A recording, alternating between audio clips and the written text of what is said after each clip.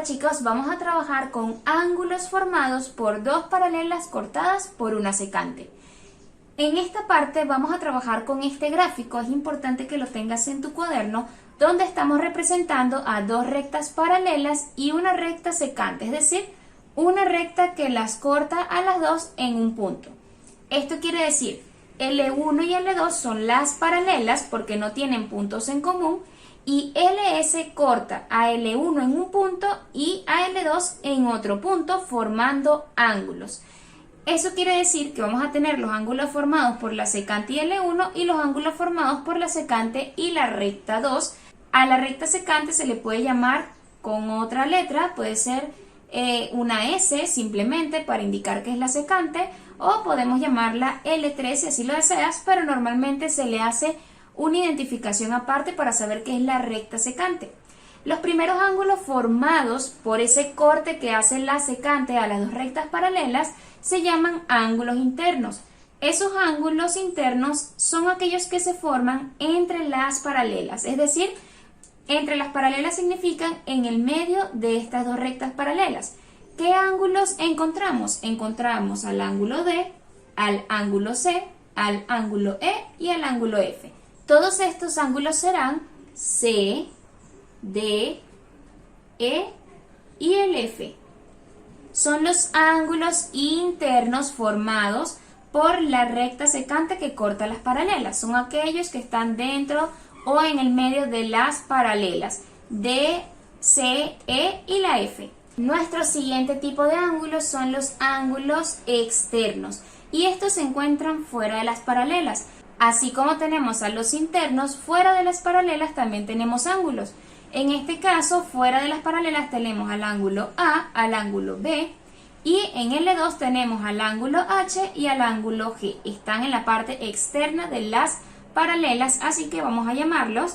Sería A, tenemos a B, tenemos a H y a la G. Aquí los tenemos, H y a la G.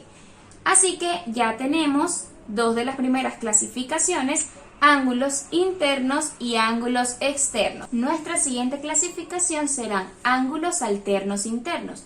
Estos son ángulos internos, pero tienen una característica fundamental para ser alternos internos. Están dentro de las paralelas, es decir, en esta zona, y en lados distintos de la secante. Son ángulos no adyacentes. Cuando hablamos de ángulos no adyacentes, significa que son ángulos, primero, que no comparten un lado en común y segundo, que no tienen dos lados alineados, es decir, no son de esta forma. Esto haciendo referencia a las definiciones vistas en el video anterior. Entonces, vamos a ver por qué serían ángulos alternos internos. En principio son ángulos internos porque están dentro de las paralelas y están en distintos lados de la secante. ¿Quiénes son ángulos alternos internos? Ángulos alternos internos serán, por ejemplo, el ángulo D y el ángulo F son alternos internos porque están dentro de la secante y en lados opuestos. Este está de este lado de la secante y este está de este lado, es decir, D está del lado izquierdo, F está del lado derecho. Y además no son adyacentes. Si se dan cuenta, D y C no pueden ser alternos internos porque D y C son adyacentes. E y F no pueden ser alternos internos porque ellos son adyacentes y una de las características es que no pueden ser adyacentes. Entonces vamos a escribir uno de los primeros ángulos alternos internos es D y F. Estos dos que tenemos aquí, escribimos D y F, son nuestros primeros ángulos alternos internos. Vamos a ver qué otro también tenemos por aquí. Borramos estas líneas y nos damos cuenta que dentro de las paralelas también tenemos al ángulo C, que tenemos aquí, y al ángulo E. Son internos porque están dentro de las paralelas y son alternos porque uno está de un lado de la paralela y el otro del otro lado de la paralela sin ser adyacentes. Es decir, que no pueden ser adyacentes ni este, estamos en lo correcto, así que E y C también son alternos internos. Decimos que E y C o C y E también son alternos internos. Entonces, ¿hay algún otro alterno interno por aquí? No, solamente estos cuatro ángulos. E es alterno con C y F es alterno con D. Como que si se formara una Z, si te das cuenta, aquí hay formado una Z, en el vértice de esta parte de la Z con el vértice de esta otra Z son alternos internos. Si yo tengo una Z así en la figura, este será alterno e interno con este que tenemos aquí. Es una forma en la que lo puedes recordar también. No siempre están ubicados de esta forma horizontal, puedes encontrarte los verticales, diagonales, pero básicamente puedes guiarte con esa Z que se forma y sabemos que son alternos internos. En este caso, vamos a trabajar con la siguiente clasificación, que serían los alternos externos. Y a diferencia que los alternos internos, pues ya su nombre lo dicen, son aquellos que son externos a las paralelas, son ángulos externos. Entonces vamos a tener que están fuera de las paralelas y en lados distintos de las secantes. También son ángulos no adyacentes, como lo vimos anteriormente con los alternos internos. Entonces, en principio son ángulos externos. ¿Cuáles son ángulos externos aquí en este gráfico? Sabemos que son A, B, H y la G. ¿Cuáles serán entonces alternos externos? Vamos a marcarlos por aquí. Sabemos que están en lados distintos de la secante. Vamos a ver. ¿Quién es alterno externo de A? Aquí tenemos A, que es el primer ángulo que tenemos. ¿Quién es alterno? Alterno buscamos del otro lado. B no puede ser porque B es adyacente y decimos que no pueden ser ángulos adyacentes. Entonces buscamos el otro externo, que es G. Aquí tenemos a G. Como lo dice la definición, están de lados diferentes de la secante y además no son adyacentes, incluyendo que estos son externos. Entonces A y G son alternos externos. Vamos a colocarlo aquí. A y G son los primeros ángulos alternos externos que tenemos. Borremos por aquí estas marcas. Vamos a ver qué otros tenemos. Ya lo hicimos con A, ahora vamos con la B, que es el otro ángulo externo que tenemos. Vamos a ver, ángulos alternos externos de B. Tenemos a B de este lado, entonces el alterno externo tiene que estar de este lado de la secante. No tomamos ni D ni E porque son internos. Y vamos a ver los externos, que son A y H. No podemos tomar A porque es adyacente y una de las características es que no pueden ser adyacentes, pero H está aquí, es externo y además no es adyacente. Por tanto, el ángulo B y el ángulo H son ángulos alternos externos también. Así que colocamos por aquí que el ángulo B y el ángulo H también son ángulos alternos externos. Ahora, chicos, tenemos ángulos correspondientes. Esta es otra clasificación, también está bien sencillo. Y estos son dos ángulos, uno externo y uno interno, colocados al mismo lado de la secante. No son adyacentes de igual forma. En este caso, aquí tenemos ángulos correspondientes. Se caracterizan, como bien lo dice la definición, que se encuentran al mismo lado. Son dos ángulos que vamos a tomar, donde uno es externo y el otro ángulo interno. Veamos, ¿quiénes serían ángulos correspondientes en este caso? Tenemos el ángulo A, vamos a ver este lado de la secante, tenemos el ángulo A, que es externo, y un ángulo que esté del mismo lado de la secante en esa misma posición sería el ángulo E. Entonces, no podemos tomar al ángulo D porque A y D son adyacentes. Bien, como A y D son adyacentes, aquí nos dicen que no son adyacentes, por tanto D no lo puedo tomar. Entonces tomo A y E. A y E son ángulos correspondientes porque A es externo, E es interno y ambos están colocados al mismo lado de la secante. Entonces nuestro primer par de ángulos correspondientes serán A y E. Colocamos por aquí A y el ángulo E. Son nuestros dos primeros ángulos correspondientes. Vamos a ver qué otros ángulos correspondientes tenemos. Ya de este lado de la secante tenemos los primeros. Ahora busquemos otros que sean uno interno y uno externo o viceversa. Si te das cuenta, aquí tenemos al ángulo D, que es interno. ¿Hay alguno que sea externo y no adyacente? Sí, aquí lo tenemos. Ángulo externo que no es adyacente, el H. Y resulta que ambos están del mismo lado. Entonces D y H también son correspondientes. ¿Por qué D no es correspondiente con A que es externo? Porque A es adyacente a D, es decir, tienen un lado en común y dos lados que son lineales, así que estos dos no pueden ser correspondientes, por tanto D es correspondiente con este ángulo que está aquí afuera, H. Y ojo, siempre del mismo lado de la secante para los ángulos correspondientes. Entonces decimos que el D y el H son correspondientes. Vamos a ver qué otros tenemos correspondientes. Voy a borrar por aquí estos dos indicadores y nos vamos de este lado de la secante. Comencemos con el ángulo B. B es un ángulo externo porque está fuera de las paralelas. Ahora encontremos un ángulo interno que sea correspondiente a B.